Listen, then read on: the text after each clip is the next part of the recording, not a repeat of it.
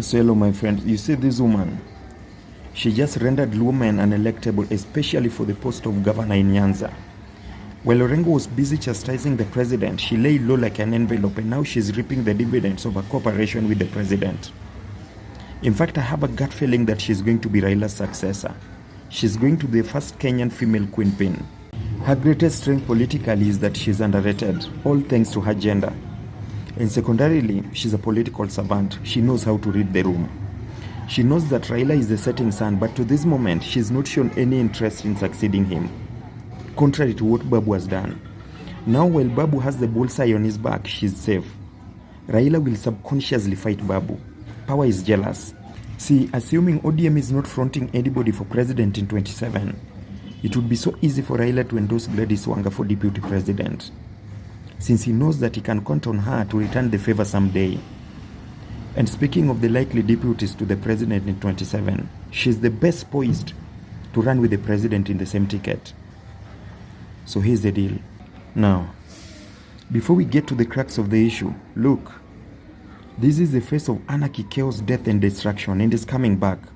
Whenever he steps, he leaves the stench of tribalism and incitement in his wake. So much that the American government and more so his fellow Kikuyus in the diaspora couldn't have him for just 2 months. Such an evil human being. He is Kindiki's worst nightmare. He's the one who's diminished his prospects for deputy president. To Gachagua, it's his way or the highway. Either he's the deputy president or the Kikuyu community absolutely, totally loses in the larger scheme of things. To him, the so-called gamer doesn't exist so long as it's a Meru or an Embu at the apex of power. So assuming circumstances remain frozen, Kindiki won't muster the wherewithal to run with the president in the same ticket. And that's where ODM comes in. And since they've proven that they are worth their salt, a candidate will most likely come from the Orange Party, and it's most likely Gladys Wanga. So why her? The raw political reason is that power is jealous, as I stated before. And to Raila, Wanga is not a threat to the Odinga family political dynasty. After all, she is just a woman. And women generally are demure, less conniving and conspiring. Basically, she is trustworthy. Now, the strategic bit is that she's had the best working relationship with the president.